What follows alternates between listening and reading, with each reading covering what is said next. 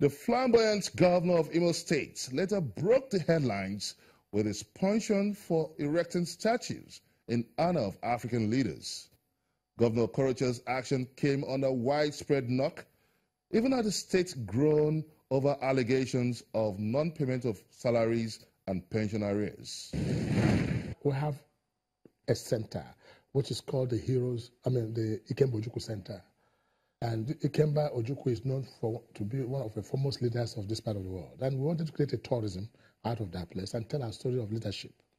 I personally believe that if you don't have the spirit of sacrifice, you have no business with leadership. So we chose leaders that have distinguished themselves in both conduct and character to be so honored. Now we create what's called Hall of Fame. You see, the story that people are taking this out of context without understanding that. Now we create a Hall of Fame. We create a history house. We create a place where children can come and study. Tourism will commence from there. And we say to honor leaders, African leaders who have distinguished themselves. And every leader we have honored has a story, which may be unknown to most of the people who speak out of ignorance because they do not know.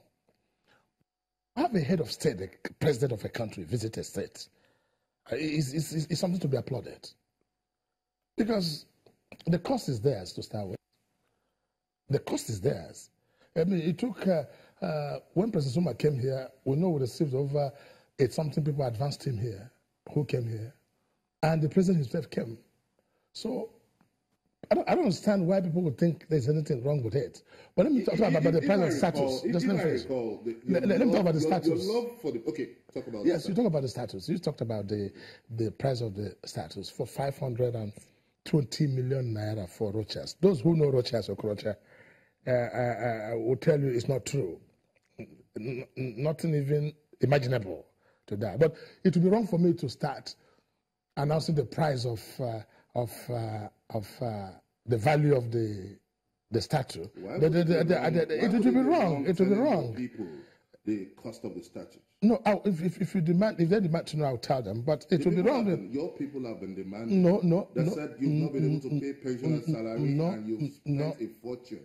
I'll come to pension. Now don't come. Let me get you right, okay? No one has asked me. If anyone has asked me in writing or come to me as a citizen and say, how much do I spend? I'll tell you how much is spent. Okay, but for me to tell them and it has cost 1 kobo and put no value to that, of that statue, will be something I wouldn't want. In fact, I'm happy that they say they should say it's 1 billion naira, I'll be happy. So the person who has that statue will feel that something good has been done for him. What if I tell them that it's less than 2 million naira to build such statue? How do you think the person will feel? It will look cheap. Don't you feel the way you've handled the communication aspect of the statue is responsible for this widespread? That's not. I said nothing about it. Don't you think this is needless if you just tell them straight the cost of the statue? I don't want them until somebody asks. How much is the statue? No, they should ask me. I'm representing the people. Yes. How much is the statue? No, but if the people that I govern ask me how much is it, I'll tell them. Because it doesn't really make it difficult to tell your people how much is the statue. Yeah, because you know why? You know why I find it difficult to tell you in person? Because you, the same person, I will go back and say, hey, it was such a cheap statue. So is it what I'm talking about? My statue is not cheap. It's expensive. The statue on the president of South Africa is attracting a lot of controversy. They said that you have erected a statue of someone who is facing over 700 charges in South Africa, and one of this is bordering on corruption. So does that make sense to them? Even you listen to that, does that make sense? No, but why that sounds like a cheap talk.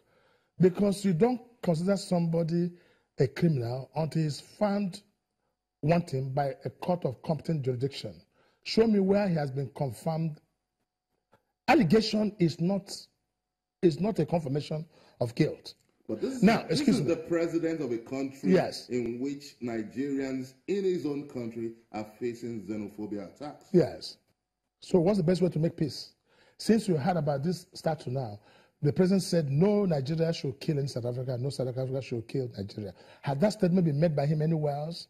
Then what savior blast from the past later became a nagging issue of national discourse? The big question is, who ordered the reinstatement of Mr. Maynard?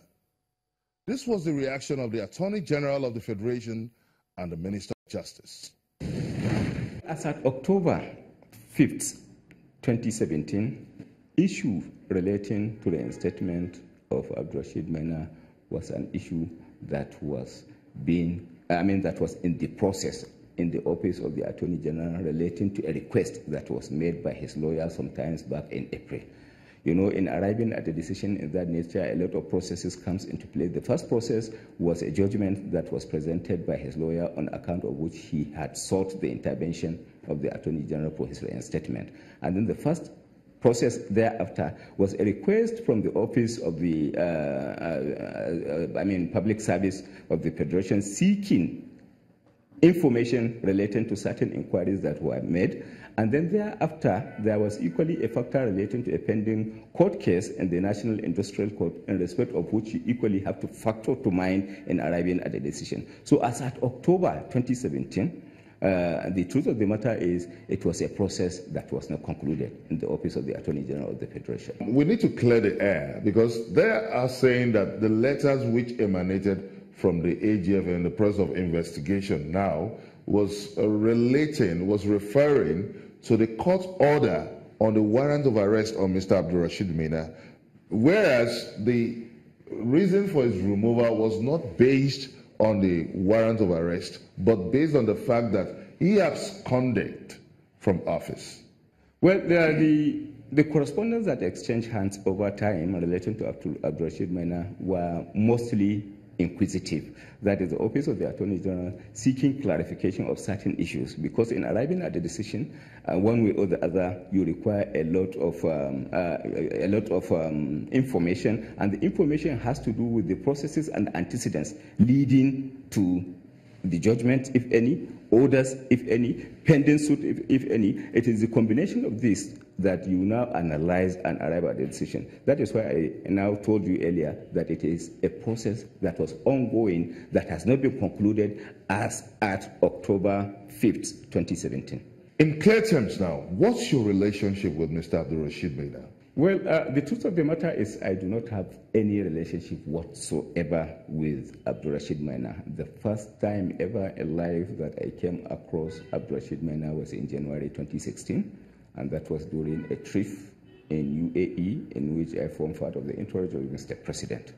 So at which time Abdurrashid Maina was on exile, so to speak, and he made several attempts through the protocols and associated security officers of the president to meet with Mr. President. He couldn't penetrate, he couldn't be accorded the audience, and some people within suggested to him that he could approach the Attorney General because he was part of that entourage. And they gave him my number, and he made several attempts to talk to me, but knowing the controversy generated back home, I had to seek the opinion of the security agencies as to whether to grant him audience or not.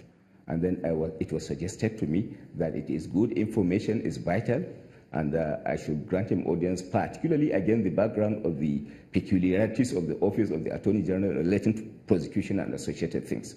So I had cause to meet with Abdurrashid Maina then for the first time in January 2016, in company of the National Security Advisor, where Abdurrashid Maina now gave us a very heavy rundown of the prevailing fraud within the pension scheme and offered to assist the federal government. Who reinstated Mr. Abdurrashid Maina? Well, reinstatement of Mr. Maina in the absence of a judgment of the court, for example, should naturally be a function of the Federal Civil Service Commission. Because as an employee of the Federal Civil Service, it is a responsibility, particularly if you have particular recourse to Section 158 of the Constitution.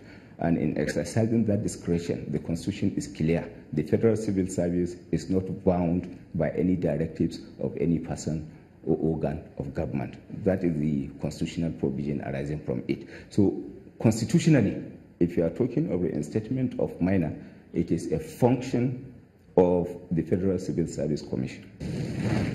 As 2018 gradually unfolds, analysts believe 2019 elections will dominate national issues, as already seen in the gale of political defections and maneuvers. Welcome to 2018. As we light up the crystal ball, let the question continue. as we look ahead at chapters of what appears to be a promising year. What are your thoughts on the big questions of 2017 and your projections for 2018? Send us a comment on our social media platforms. Join us next week for a fresh episode of the show from Channels Television. Many thanks for watching. I'm Benga Ashuru. Bye for now.